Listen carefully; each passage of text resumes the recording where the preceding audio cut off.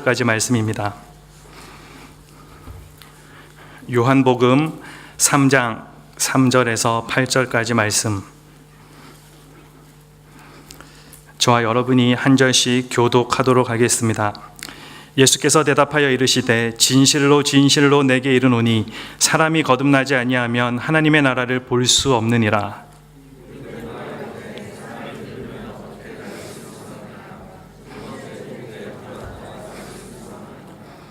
예수께서 대답하시되 진실로 진실로 내게 이르노니 사람이 물과 성령으로 나지 아니하면 하나님의 나라에 들어갈 수 없느니라. 내가 내게 거듭나야 하겠다 하는 말을 놀랍게 여기지 말라. 내가 그 소리는 들어도 어디서 와서 어디로 가는지 알지 못하나니 성령으로 난 사람도 다 그러하니라. 아멘. 우리는 다시 웨스트민스터 소요리 문답 공부를 시작합니다. 소요리 문답을 작성한 목적은 가정에서 부모님들이 자녀들에게 신앙의 가장 필요한 최소한의 지식을 가르치게 하고 또 자녀들에게 구원의 체험과 경건한 삶을 살아가게 하기 위해서 신앙의 선배들이 만들었습니다. 그러기에 교리 문답서에는 하나님이 어떻게 구원의 은혜를 베푸셨고 또 구원받은 자가 어떻게 살아가야 하는지 그것에 대해 설명해 놓은 내용으로 구성되어 있습니다. 이것은 그리스도인이라면 정말로 최소한의 지식으로 알고 있어야 할 최소한의 지식이기도 합니다. 그래서 지난주에 우리는 이 교리를 참으로 어떻게 생각하면 이미 들어서 다 알고 있는 이 내용들을 왜 또 체계적으로 배워야 하는지 사사기 말씀을 통해서 함께 나누었습니다. 저는 여러분이 이 시간을 통해서 참으로 내용도 딱딱하고 어렵고 지루하지만 그렇게만 느끼다 가는 것이 아니라 올바른 하나님의 말씀을 깊이 알게 되고 자신의 믿음의 근거를 대충이 아니라 성경에 나와 있어요 이렇게 대답하는 것이 아니라 확신 있게 말할 수 있으며 여러분의 삶의 방식과 섬김과 봉사의 본질이 성경적인 이해와 결합되도록 그렇게 노력하는 삶을 여러분 모두가 살아가기를 기대합니다. 하지만 한 가지 여러분이 잊지 말아야 할 것은 소요리 문답의 교리 내용들도 그 설명도 참 중요하지만 그보다 더 중요한 것은 성경에 기록된 하나님의 말씀이라는 것입니다. 왜냐하면 교리의 내용도 결국에는 하나님의 말씀을 정리해 놓은 것이기 때문입니다. 하누리교회 마하나임에 소속되어 있는 청년들이라면 또 하누리교회에 소속되어 있는 성도님들이라면 먼저 성경부터 열심히 읽기로 함께 약속했으면 좋겠습니다. 우리는 지난 시간까지 28번 문답까지 배웠습니다. 사람의 목적, 그 다음에 하나님의 말씀, 그리고 하나님, 인간, 그리스도 이렇게 쭉 배웠습니다. 이제 여러분들이 보면 알듯이 이제는 누구에 대해서 우리가 알아야 되겠습니까? 하나님, 예수님 나왔으니까 이제는 성령님. 그래서 이제 38문까지 마치게 되면 우리가 하나님에 대해서 알아야 할 것에 대해서는 다 마무리되게 됩니다. 우리가 지금까지 배운 것, 사람의 목적과 하나님의 말씀, 또 창조주 하나님과 인간의 타락, 그리스도의 구속사역, 이 세 가지 큰 주제로 성경의 핵심적인 교리들을 정리했습니다. 이번 주부터는 삼위일체 중에서 성령님께서 하시는 일들을 함께 정리해 보도록 하겠습니다. 그래서 여러분들이 설교 제목을 보아서 알지만 제목은 거창합니다. 구속에 참여하는 자. 이게 도대체 무슨 말인가? 네, 사실은 성령님에 대해서 이야기하고자 하는 것입니다. 우리가 구속에 실제로 그 구원에 참여할 수 있게 도우시는 분 성령님에 대해서 함께 공부합니다. 성경은 우리에게 삼위일체 하나님에 대해서 분명하게 가르쳐 줍니다. 소요리 문답 질문 6번에 보면 하나님의 신격에는 몇 위가 계십니까? 답을 한번 읽어보겠습니다. 하나님의 신격에는 성부와 성자와 성령, 즉 삼위가 계십니다. 삼위는 본질이 동일하고 능력과 영광이 동일한 하나의 하나님이십니다. 삼위 하나님은 이 세상을 창조하셨고 우리를 만드셨으며 또 이 세상의 역사를 주관해 가시며 모든 만물을 붙들고 계십니다. 그리고 무엇보다 죄인된 우리를 구원하시는 일을 하시는데 먼저 성부 하나님은 당신의 선하신 예정을 따라 당신의 백성들을 택하시고 성자 하나님을 이 세상에 보내시며 우리의 구원에 관한 모든 일을 주관해 가십니다. 그리고 성자 하나님, 예수님은 그 성부 하나님의 뜻에 순종하심으로 우리를 위해 이 땅에 오셔서 사시고 죽으시고 십자가에 대신 벌을 받으심으로 우리의 죄에 대한 모든 죄값을 지불하셨습니다. 우리는 이것을 구속, 리뎀션이라고 말합니다. 예수 그리스도께서는 죄인을 구속하셨습니다. 뿐만 아니라 지금도 그리고 앞으로도 영원히 하나님과 우리 사이에 유일한 중보자가 되십니다. 그래서 지금도 유일한 중보자로서의 일을 감당하고 계십니다. 그리고 삼위 하나님이신 성령 하나님은 성자 하나님이 우리의 구원을 위해 대신 죄의 값을 치르시고 또 하나님으로부터 받아내신 그리스도의 의를 들고 선택받은 한 사람 한 사람의 영혼 속에서 그 의를 적용하심으로 우리의 구원을 완성해 가신다라는 것입니다. 그러므로 우리가 우리의 구원에 대해 바로 알고 정말로 잘 알고자 한다면 바로 삼위 하나님이신 성부와 성자와 성령 하나님, 그 삼위 하나님이 하신 일에 대해 잘 알아야 하는 것입니다. 성경은 이러한 삼위 하나님 안에서 이루어진 모든 일을 바로 복음이라고 이야기합니다. 그리고 이러한 복음들 중에 가장 핵심적인 복음이 바로 우리가 지난 몇 주간 동안 계속해서 살펴보았던 예수 그리스도에 관한 이야기들입니다. 왜냐하면 예수님만이 하나님과 우리 사이를 연결하는 유일한 중보자가 되실 수 있는 분이시기에 예수님께서 하셨던 그 모든 사역들은 중보 사역의 핵심이 됩니다. 그런데 이런 놀랍고도 엄청난 복음의 사건들이 일어났음에도 불구하고 이러한 구원의 사건들이 저와 여러분들에게 개인적으로 적용이 되지 않는다면 아무 소용없다라는 것입니다. 그래서 오늘 소요리 문답은 우리들에게 이렇게 질문합니다. 29번 질문에 우리가 그리스도께서 값주고 마련하신 구속에 어떻게 참여합니까? 우리 답을 한번 같이 읽어보겠습니다. 우리는 그리스도께서 값주고 마련하신 구속을 우리에게 유효하게 적용하시는 성령의 사역에 의해 참여합니다. 누가 우리의 구속을 적용될 수 있도록 참여하신다라고 이야기합니까? 성령님께서 그 구속이 저와 여러분의 것이 될 수 있도록 도와주신다라는 것입니다.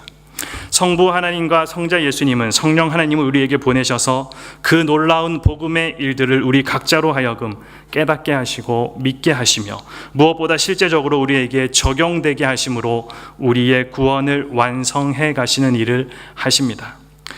우리는 사실 죄와 허물로 죽었기 때문에 아담의 타락 이후로 우리는 예수님께서 마련하신 구속을 우리 스스로의 힘으로는 우리 자신에게 적용할 수 없는 상태가 되었습니다. 그 그리스도의 구원을 실제로 우리에게 적용하려면 반드시 오늘 소요리 문답에서 이야기하고 있는 것처럼 성령의 유효한 부르심이 있어야 한다라는 것입니다. 오늘 본문에서 예수님도 니고데모와의 대화 가운데서 이 사실을 분명히 말씀하셨습니다. 오늘 본문 3절 말씀에 보면 사람이 거듭나지 아니하면 하나님의 나라를 볼 수 없느니라. 무슨 말입니까? 네가 하나님의 나라에 들어가려면 성령으로 거듭나야 된다라는 것, 이것을 말씀하고 계십니다. 즉 예수님이 아무리 우리를 위해 고난당하시고 죽으시고 부활하셨다 할지라도 성령님이 우리 안에서 그 예수님의 귀한 복음을 역사하시지 않고 적용시켜 주시지 않는다면 그 구원이 우리 각자에게 효력을 발휘할 수 없게 된다라는 것입니다. 그래서 이 성령론을 다른 말로 구원론이라고 부르기도 합니다. 왜냐하면 성령이 하시는 많은 일들 가운데 가장 중요한 일이 바로 우리 각자에게 구원을 적용하시는 일이기 때문입니다. 그래서 아까 여러분들이 정리해 놓았던 그 PPT 화면에 보았던 것처럼 지금부터 우리가 공부하는 38문까지는 구원론이라고 명칭이 붙어 있습니다. 그런데 오늘날 이 성령론이 너무나도 많이 왜곡되어 있습니다. 사람들이 사실과 다르게 해석하고 있다는 것입니다.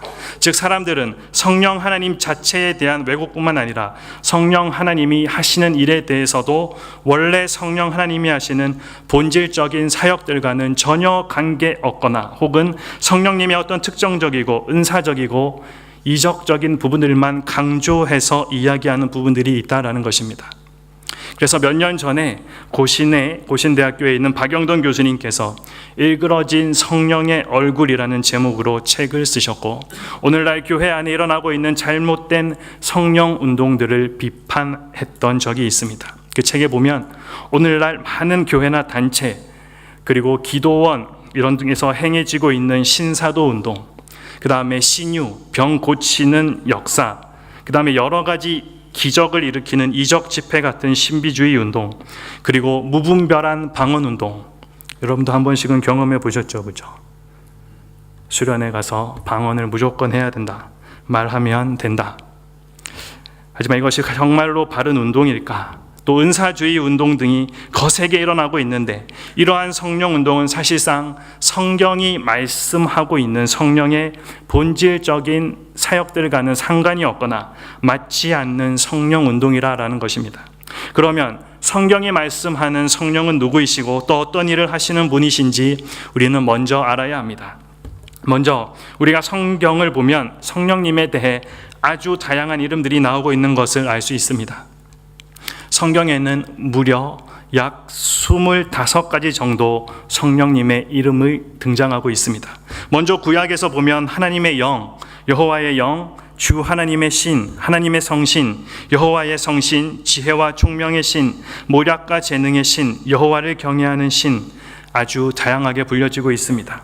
그리고 신약 성경에 와서 하나님의 영, 하나님의 7영, 너희 하나님의 성령, 예수를 죽은 자 가운데서 살리신 영, 하나님의 아들의 영, 그리스도의 영, 약속의 성령, 은혜의 성령, 지혜와 계시의 영, 영원하신 성령, 양자의 영, 보혜사, 이렇게 아주 다양하게 불려집니다. 그런데 이 가운데 가장 일반적이고 가장 많이 불려지고 있는 이름이 바로 성령이라는 것입니다. 성경은 성령님이 어떤 일들을 하실 때 성령님을 자주 비유적으로 빗대어서 말씀하고 있습니다. 이것은 성령님이 하시는 사역과 깊은 연관이 있기 때문입니다. 그리고 이러한 표현들은 성부 하나님이나 성자 예수님도 마찬가지입니다. 예를 들어 성부 하나님을 가장 다양하게 표현하고 있는 말씀이 시편 18편 말씀입니다. 이렇게 성부 하나님을 표현합니다. 나의 힘이신 여호와여, 내가 주를 사랑하나이다. 여호와는 나의 반석이시요 나의 요새이시요 나를 건지시는 이시요 나의 하나님이시요 내가 그 안에 피할 나의 바위시요 나의 방패시요 나의 구원의 뿌리시요 나의 산성이시리로다. 시편 기자는 하나님에 대해서 말하기를 반석과 같은 분이시다, 요새와 같은 분이시다, 바위와 같고 산성과 같은 분이시다, 이렇게 다양하게 하나님을 표현하고 있습니다. 또 성자 예수님을 표현할 때도 성경은 그분이 하신 사역과 연관해서 아주 다양하게 표현되고 있는데, 이것을 가장 잘 나타내고 있는 것이 바로 요한복음입니다. 요한복음을 보면 히브리어로 에고 에이미, 즉 나는 땡땡땡이다, 예수님이 예수님 자신을 그렇게 드러내셨다라는 것입니다. 예수님은 예수님 자기 자신을 어떻게 표현하십니까? 나는 생명의 떡이다, 세상의 빛이다, 양의 문이다, 선한 목자다, 부활이요 생명이요 길과 진리이다, 그리고 참 포도나무라고 이렇게 말씀하셨습니다. 그러면 성령님에 대해 성경은 어떻게 묘사를 하고 있을까요? 바로 성령님을 물로, 불로, 그리고 바람으로, 때로는 비둘기로, 그리고 도장으로 묘사를 하고 있습니다. 성령님이 우리 안에서 역사하시는데 때로는 우리의 죄악을 소멸하시고 태우시는 불처럼 역사하실 때는 불같은 성령이라고 표현하기도 하고, 또 때로는 우리 심령을 촉촉히 적셔주시는 담비처럼 역사하실 때는 담비와 같은 성령, 또 우리 심령 안에 가장 순결하신 영으로 역사하기 때문에 비둘기처럼 역사하신다라고도 표현하는 것입니다. 또 이름과 연관해서 볼 때도 성령님이 우리를 위로하실 때는 보혜사라는 표현으로, 그리고 우리에게 진리를 가르치시고 깨닫게 하실 때에는 진리의 영으로, 그리고 그리스도를 나타내고 조명하실 때에는 그리스도의 영, 성령의 조명하심, 이렇게 역사하신다라고 표현하고 있습니다. 오늘 본문은 바로 이러한 성령의 여러 모습과 묘사들 가운데 성령님을 바람으로 묘사하고 있습니다. 8절 말씀에 보면 바람이 임의로 불매 내가 그 소리는 들어도 어디서 와서 어디로 가는지 알지 못하나니 성령으로 난 사람도 다 그러하니라. 바람이라고 하는 것은 우리 눈에 보여지지도 않고 만져지지도 않습니다. 하지만 바람이 불고 지나가면 반드시 흔적을 남기게 됩니다. 그래서 우리가 아침에 밖에 나가서 아침 바람이 참 좋다라고 말하든지, 아니면 오늘은 바람이 좀 많이 부네, 또 차갑구나 라고 해서 두터운 외투를 걸치고 나가기도 하는 것입니다. 이처럼 성령님은 영이시기에 우리 눈에 보이시지는 않지만 그 성령님은 실제적이고 인격적으로 존재하고 계시는 거룩한 영이시기 때문에 우리 안에 역사하실 때 반드시 실체적이고 구체적인 역사들을 나타내시고 증거하게 되신다라는 것입니다. 그러므로 우리는 성령의 이름과 또 성경이 성령을 묘사하는 표현들과 그리고 실제적으로 성령님이 하시는 여러 사역들을 통해 성령님이 과연 어떤 분이시며 그분이 하시는 일은 또 어떠한 것인지 알 수 있게 된다는 것입니다. 그러니까 우리가 앞서 살펴봤던 것처럼 성령님은 그 여러 이름들과 묘사들을 통해서 알 수 있듯이 굉장히 다양하고 많은 일들을 하시는 분이신 것입니다. 그리고 그 모든 일들은 사실상 성령님의 가장 본질적인 사역인 예수 그리스도의 영광을 나타내고 우리를 구원하시는 사역으로 집중이 되는 것입니다. 그런데 오늘날 사람들은 이렇게 다양하고 많은 일들을 하시는 성령님을 불같은 성령으로만 묘사하고 있습니다. 이러한 성령님에 대한 오해 때문에 성령님을 마치 비인격적인 존재로 생각하는 일들이 참으로 많이 일어나고 있습니다. 성령의 역사를 마치 인간이 조작할 수 있거나 성령님을 얼마든지 내 의지에 따라서 부르고 때로는 계신 분을 저기 멀리 보낼 수도 있는 것처럼 생각하기도 하고, 또 성령의 사역을 어떤 은사적이고 이적적이고 신비주의적인 측면에서만 다루는 왜곡을 불러일으키게 되었다는 것입니다.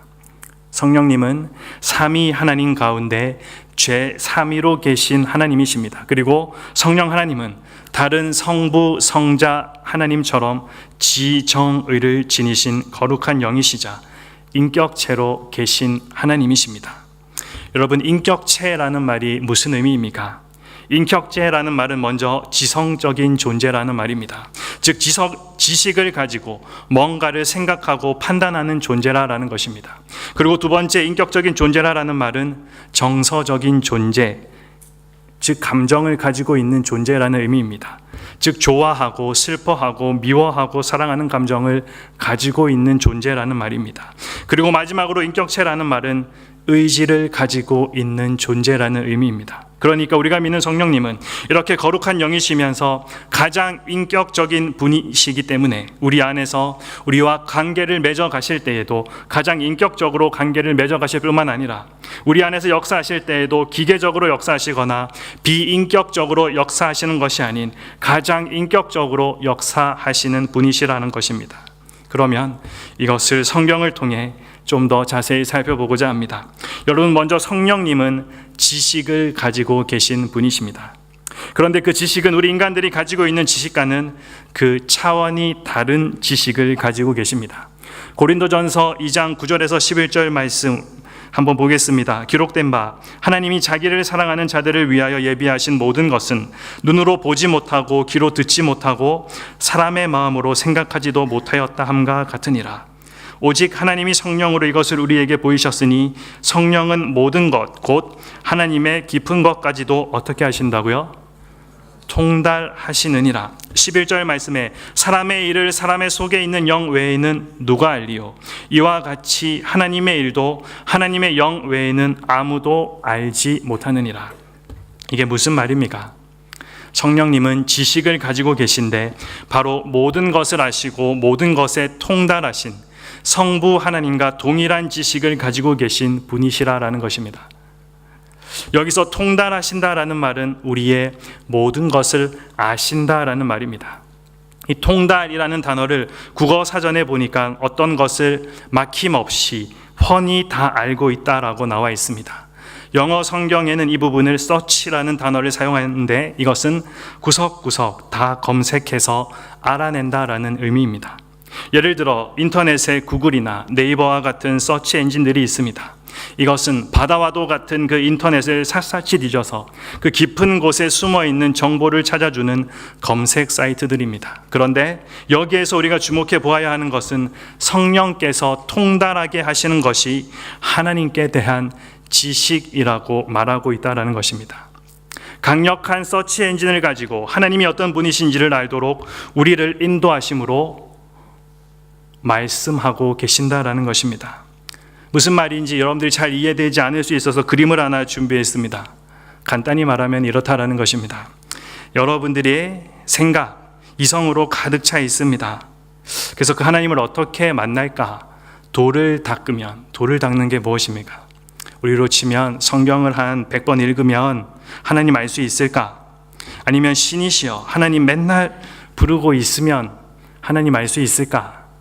하지만 그렇게 해서는 우리가 하나님을 알 수 없다라는 것이죠. 어떻게 하면 하나님을 알 수 있습니까? 하나님께서 자신을 보여주시는 것만큼만 우리가 하나님에 대해서 알 수 있는 것입니다. 그리고 우리가 하나님을 알 수 있는 방법은 하나님께서 우리에게 보여주시는 것만큼, 여러분들이 볼 때 오른쪽의 그림과 같이 하나님께서 저렇게 여러분들의 삶 가운데 역사해 주셔야지 우리가 하나님에 대해서 알 수 있다는 것입니다. 또한 성령님은 정서를, 즉 감정을 가지고 계신 분이십니다. 로마서 15장 30절 말씀에 형제들아 내가 우리 주 예수 그리스도와 성령의 사랑으로 말미암아, 성령님이 우리를 사랑하신다라는 것이죠. 그리고 로마서 8장 26절을 보면 성령님은 우리 안에서 우리의 연약함을 위해 말할 수 없는 탄식으로 간구하신다라고 또한 말씀하고 있습니다. 또 성령님은 우리가 죄를 지으면 근심하기도 하시는 분이십니다. 에베소서 4장 30절 말씀에 하나님의 성령을 근심하게 하지 말라. 마지막으로 성령님은 의지를 가지고 계십니다. 고린도전서 12장에 보면 우리가 흔히 말하는 은사장, 고린도전서 13장 사랑장이라고 하는 13장이 나오기 전에 12장 은사장을 보면 성령님은 의지를 가지시고 자신의 선하신 뜻을 따라 우리 각자에게 은사를 나눠주신다라고 말씀하고 있습니다. 우리 고린도전서 12장 11절 말씀 함께 한번 읽어보겠습니다. 이 모든 일은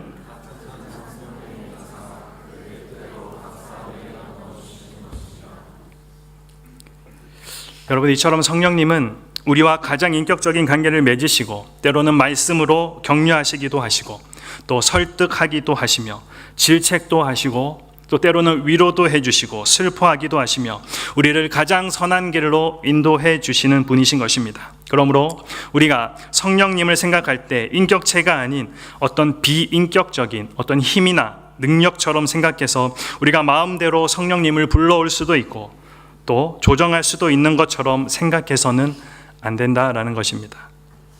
또 우리가 성령을 구하고 성령 충만을 구할 때 우리는 가장 인격적이신 성령님이 우리 안에 오셔서 나를 다스리고 나를 통치하시도록 구해야 하는 것입니다. 그렇다면 성령님은 어떤 사역을 하실까요? 성령 하나님은 삼위 하나님 가운데 한 분이시기 때문에 그 사역에 있어서도 성부, 성자 하나님이 하시는 모든 일에 함께 하시며 동참하시는 분이십니다. 그 가운데 가장 먼저 성령 하나님은 이 세상을 창조하시는 창조 사역에 함께 동참하셨습니다. 성령님의 창조 사역이 무엇입니까? 그것이 무엇을 의미합니까? 우리는 잘 알고 있습니다. 창세기 1장 2절에 보면 땅이 혼돈하고 공허하며 흑암이 깊음 위에 있고 하나님의 영은 수면 위에 운행하시니라. 여기서 말하고 있는 하나님의 영, 성령을 의미합니다. 그러니까 지금 하나님의 신이 수면 위에 운행하고 있다라는 것은 마치 닭이 알을 품고 있듯이 성령님이 성부 하나님이 지으신 이 지구를 품고 계신다라는 의미입니다. 즉 성령님이 창조 사역에 동참하셨다라고 하는 것은 바로 성부 하나님이 창조하신 모든 피조물들을 성령 하나님이 그 위에 운행하심으로 그 모든 피조물들을 그대로 유지하시고 더 나아가서 질서를 잡아가시면서 하나님의 창조 사역에 함께 일하셨다라는 의미가 되기도 하는 것입니다. 이런 면에서 우리는 성령님을 성부 하나님이 창조하신 것을 보존하고 계시는 보존자 혹은 보호자 혹은 질서의 부여자로 볼 수 있는 것입니다. 그러므로 지금 이렇게 온 우주가 질서 있게 움직여 가고 있는 것, 바로 온 우주를 보존하시고 질서를 부여하고 계시는 성령 하나님의 운행 때문에 그렇다라는 것입니다. 그런데 오늘 소리문답은 이러한 성령의 역사를, 죄인들을 구원하시는 구속의 역사와 구원받는 당신의 백성들을 새롭게 창조하시는 새 창조의 역사에 그 초점을 맞추어서 이야기하고 있습니다. 즉 성령이 하시는 가장 중요한 사역이 바로 우리에게 생명을 주시고 구원을 적용하시는 일인데, 이것은 하나님이 처음 인간을 창조하신 그 시점부터 인간에게 생명을 주시고 그 생명을 보존하시며 또 죄로 인해 영원한 생명을 잃어버린 타락한 인간을 예수의 의로 다시 구원하시고 새 창조하시는 모든 일을 포함하여 말하고 있는 것입니다. 먼저 성령님이 우리에게 생명을 주시는 분이시라는 것은 하나님이 인간을 창조하실 때부터 뚜렷하게 나타납니다. 창세기 2장 7절 말씀에 보면 여호와 하나님이 땅의 흙으로 사람을 지으시고 그 코에 불어넣으신 것이 무엇입니까? 생기를 불어넣으셨다. 그랬더니 사람이 생명이 되었다. 이 구절을 보면 하나님이 흙에 불과한 인간에게 생기를 불어넣어 주심으로 인간이 비로소 생명, 즉 살아있는 존재가 되었다라고 말씀합니다.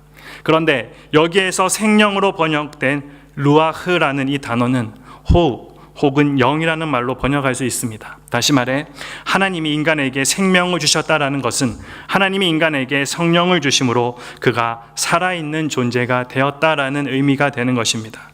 그런데 이런 인간이 죄로 말미암아 타락하게 되었고 영원한 죽음에 이르게 된 것, 그래서 하나님은 예수님 우리에게 보내사 고난받게 하시고 십자가에 죽게 하셨으며 다시 부활케 하심으로 영원히 썩지 않을 한 의를 하나님으로부터 받아내도록 하셨던 것입니다.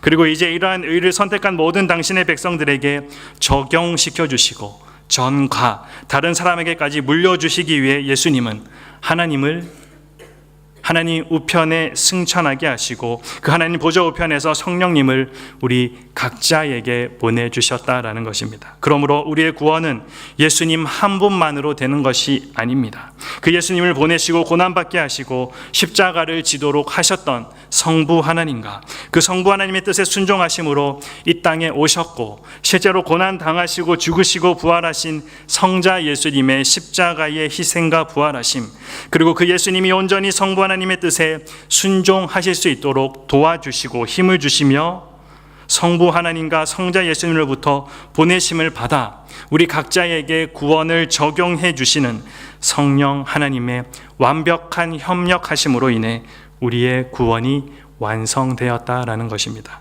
그래서 예수님은 33년간의 모든 공생의 사역을 다 마치시고 하늘로 승천하시기 전에 제자들에게 이렇게 말씀하십니다.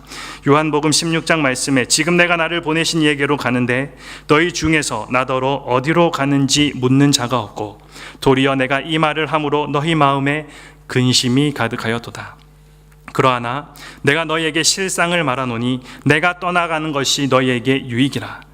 내가 떠나가지 아니하면 보혜사가 너희에게로 오시지 아니할 것이요 가면 내가 그를 너희에게로 보내리니 그가 와서 하시는 일이 무엇입니까? 죄에 대하여, 의에 대하여, 심판에 대하여 세상을 책망하시리라.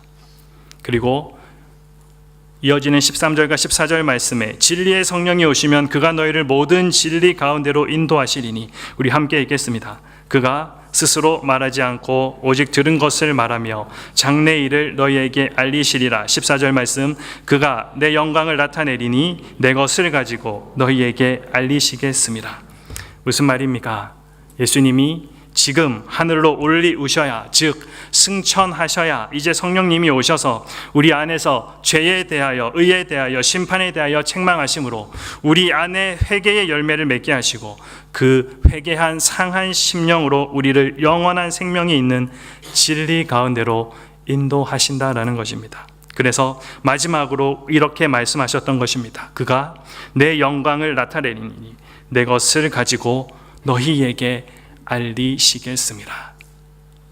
성령께서 우리 각자 안에서 예수 그리스도의 십자가의 구속의 은혜를 적용하시고 완성하심으로 당신의 백성들을 위해 십자가 위에서 완성하신 그 구속의 은혜의 영광을 나타내시게 되었다라는 것입니다.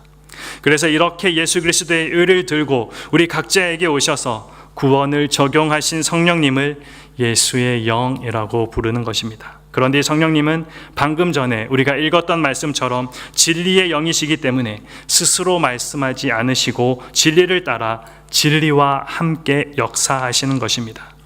그래서 바울은 고린도전서 1장 21절에 이렇게 말씀합니다. 하나님이 전도에 미련한 것으로 믿는 자들을 구원하시기를 기뻐하셨도다.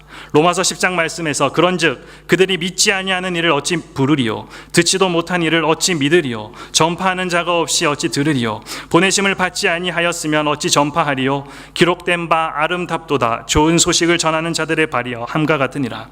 그러나 그들이 다 복음을 순종하지 아니하였도다. 이사야가 이르되 주여 우리가 전한 것을 누가 믿었나이까 하였으니 그러므로 믿음은 들음에서 나며 들음은 그리스도의 말씀으로 말미암느니라. 여러분, 여기서 우리는 중요한 사실 한 가지를 발견하게 됩니다. 성령님은 진리의 말씀과 함께 복음과 함께 역사하신다라는 것입니다. 감정적으로 어떤 이적적인 현상을 통해 성령님께서 역사하시기도 하지만 성령님께서 본질적으로 역사하시는 방법은 바로 복음을 통해, 말씀을 통해 역사하신다라는 것. 그래서 16절 말씀에서 이사야가 자신들이 전한 것, 자신들이 전도한 것 도대체 누가 믿을 수 있겠습니까? 라고 물어보고 있는 것입니다. 이것은 성경이 말씀하는 이 복음은 성령님이 역사하시지 않으면 사람이 절대로 믿을 수 없는, 참으로 터무니없는 말로 들릴 뿐이라는 사실을 분명하게 말해주고 있습니다. 그래서 바울은 이 복음이 유대인들에게는 거리끼는 것이요 이방인들에게는 미련해 보이는 것이라고 표현했던 것입니다. 그런데 이 복음의 성령이 역사하시자 어떤 일이 일어나게 됩니까? 절대로 그 누구도 들을 수 없고 받아들일 수도 없는 이 거칠고 미련한 십자가의 복음이 믿어지기 시작했던 것입니다. 그리고 우리 안에서 죄에 대하여, 의에 대하여, 심판에 대하여 말씀하시는 그 성령님의 음성이 들려지기 시작했다라는 것입니다. 그리고 더 나아가 이렇게 나를 위하여 십자가에서 피 흘려 죽으신 예수 그리스도를 사랑하는 마음이 우리 가운데도 생겨나게 되었다라는 것입니다. 여러분, 이것을 회심, 컨버션이라고 하는 것입니다.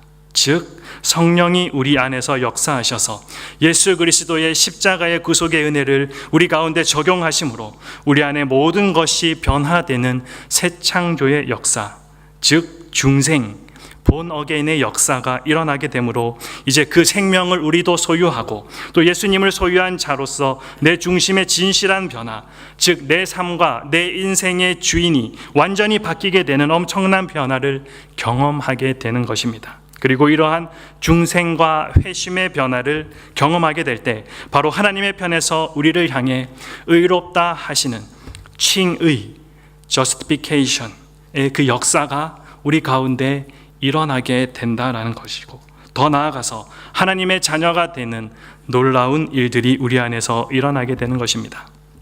이렇게 엄청난 구원의 적용을 받은 사람들은 점점 더 자신에 대한 깊은 깨달음과 그리고 그 죄에 대한 깨달음이 깊이가 깊어져 가므로 예전에는 죄를 지으며 살고 나 자신만을 위해서 사는 것을 거의 운명처럼 여기면서 살아왔는데 이제는 그 죄를 가장 미워하는 자가 되었을 뿐만 아니라 더 이상 자신을 위해 살고 싶은 마음을 가지지 않게 되는 것이다 라는 것입니다. 그리고 이제는 자신을 위하여 십자가에서 죽으신 주님을 위해 살고 주님만을 의지하며 살고 싶으며 주님만을 더 닮은 자로 살고 싶은 성도로 날마다 지어져 가게 되는 것입니다.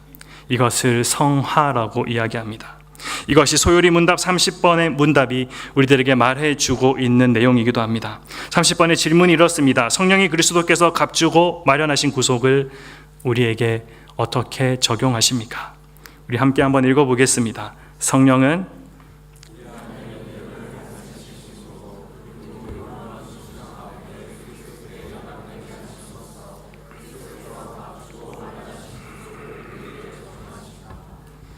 오늘 우리가 앞서 살펴보았던 것처럼 성령님은 하나님이시기에 성부, 성자 하나님이 하시는 수많은 일들 하십니다. 하지만 우리의 구원과 관련하여 성령님은 바로 이러한 일들을 우리 안에서 일으키시고 역사하고 계시다라는 것입니다. 그러므로 어떤 사람이 만일 교회를 참으로 오랫동안 다녔는데 그러면서 엄청난 능력도 행하고 기도로 사람의 병도 고치고 참 사람들이 다 놀랄 만한 일들도 일으키는데 그 사람 안에서 중생과 회심과 칭의와 무엇보다 성화의 역사가 없다면 그 사람은 아직 구원받은 사람이 아닌 것입니다. 우리가 구원받았다라는 가장 중요한 증거들은 바로 이렇게 우리 안에서 일어나는 성령의 역사로 말미암은 우리 중심과 내면의 참된 변화들에 있습니다. 이러한 변화들로 인한 성령의 열매들이 우리의 삶 가운데 나타나는 것에 있다라는 것입니다. 그러기에 이제 우리는 우리 안에서 이루신 그 성령의 역사, 구원의 역사인 바로 부르심과 중생과 회심과 칭의와 성화에 대해 관심을 갖게 되는 것입니다. 다음 주부터는 이러한 성령의 구원의 역사에 대해 하나씩 살펴보도록 하겠습니다. 오늘 우리는 성령님에 대해 함께 나누었습니다.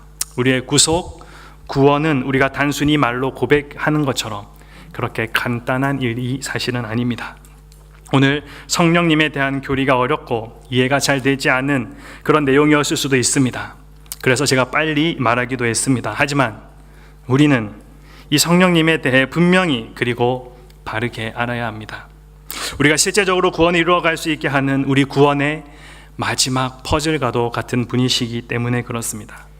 사도 바울도 이 사실을 분명하게 우리들에게 말씀합니다. 로마서 8장 9절 말씀 우리 함께 읽어보겠습니다.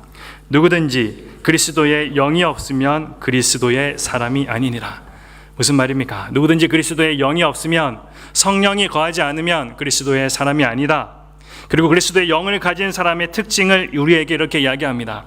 로마서 8장 15절 말씀에 함께 읽어보겠습니다. 너희는 다시 무서워하는 종의 영을 받지 아니하고 양자의 영을 받았으므로 우리가 아바 아버지라 부르짖느니라.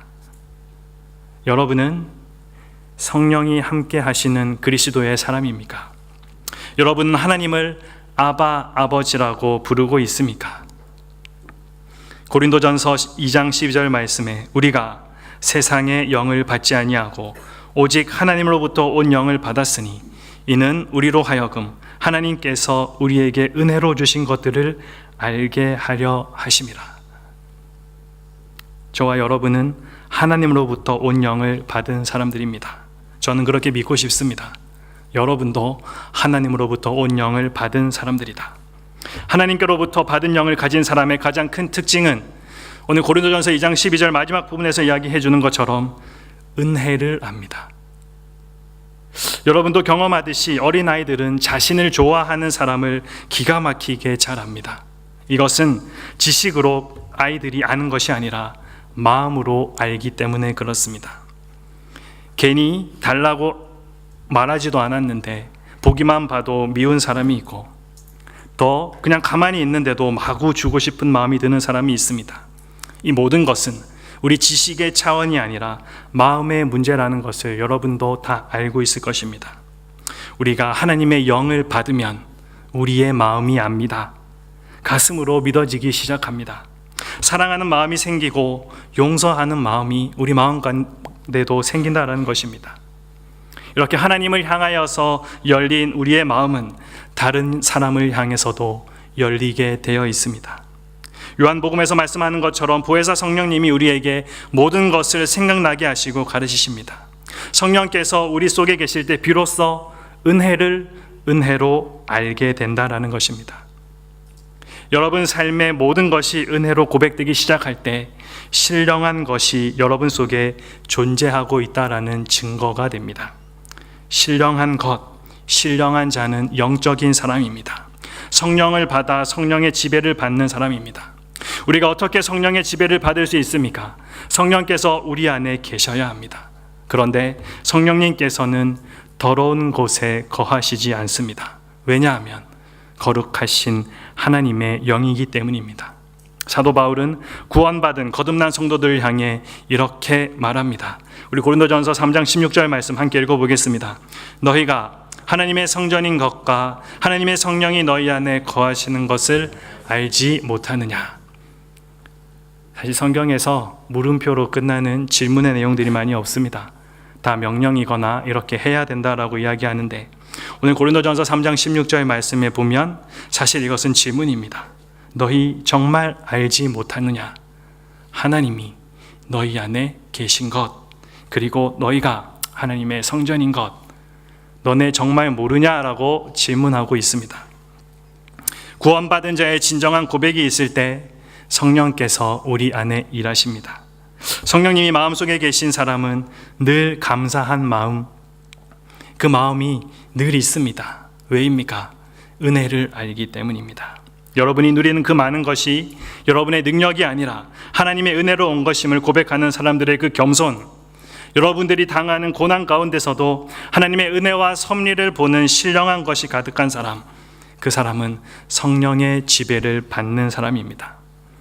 여러분들에게 묻고 싶습니다. 오늘 본문 6절에 나와 있는 말씀처럼 여러분들은 육에 속해 있습니까? 아니면 하나님의 영에 속한 자들입니까? 어느 날 여러분의 삶에서 감사하는 것이 사라졌습니까? 모든 것이 허무하고 고통스럽게만 느껴지고 있습니까? 그 이유는 이제 더 이상 하나님이 여러분의 아버지가 아니기 때문입니다. 여러분이 육적인 눈으로만 세상을 바라보기 때문입니다. 육에 속한 사람의 특징은 하나님을 알지 못하기 때문에 성령께서 하시는 일들은 참으로 바보처럼 보입니다. 육적인 사람들에게는 세상의 욕심과 유혹을 쫓는 옛사람을 벗어버리는 것이 너무나도 어리석게 생각되어집니다. 그래서 어떻게 합니까? 과거와 현재 애매하게 양다리 걸치고 있는 것입니다. 우리에게 많은 문제들, 만족의 문제, 기쁨의 문제, 또 자기 존재의 문제, 자기 실현의 문제, 사실 이 모든 것들은 아주 근본적으로 성령을 알면 문제가 다 해결됩니다. 정말로 해결됩니다. 현재 이 땅에서 많은 그리스도인들이 성령님의 인도하심에 대한 깊은 인식이 없습니다.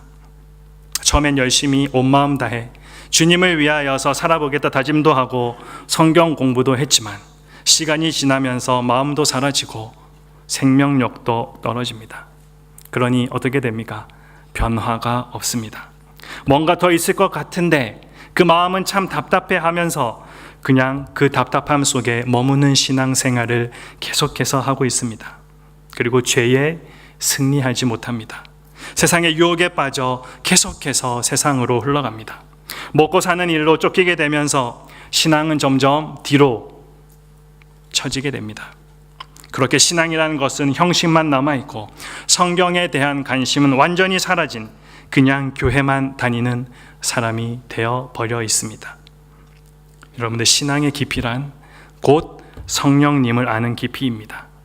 성령님이 없이는 예수님을 알 수도 없고 우리의 구원을, 이것이 얼마나 값진 것인지 깨달을 수도 없습니다. 저와 여러분 모두가 이 성령님을 머리로만 아는 것에서 그치는 것이 아니라 성령님과 깊이 있는 만남을 가지고 성령님을 더 깊이 체험했으면 좋겠습니다. 어떻게 하면 됩니까? 이미 여러분들 손에 들려져 있는 하나님의 말씀, 여러분들이 좋아하는 드라마를 보는 것만큼 열심을 내어서 한번 읽어보십시오. 여러분들이 버리지 못하는, 꼭 하루에 한 번씩은 하게 되는 그 일들에 사용하는 시간의 10분의 1이라도 성경을 읽는데 여러분들 한번 사용해 보십시오. 구약시대와 같이 지금 시대에는 가끔 그런 경우들이 있지만 대부분의 경우에 하나님께서 직접 나타나셔서 말씀하시지 않으십니다. 꿈을 통해 말씀하지 않으십니다. 여러분들이 성경 읽을 때 하나님이 그 하나님의 마음을 알게 하시고 느끼게 하시고 하나님의 자녀로 어떻게 살아가야 할지 말씀해 주십니다. 그 말씀을 통해 정말 성령님을 깊이 체험하고 여러분의 삶 가운데 정말로 늘 감사하고, 그래서 은혜 충만한 삶, 아까 우리가 예배 시작하기 전에 고백했던 대로 성령 충만한 삶, 여러분도 우리 모두가 살아가게 되기를 소망합니다. 기도하겠습니다. 하나님,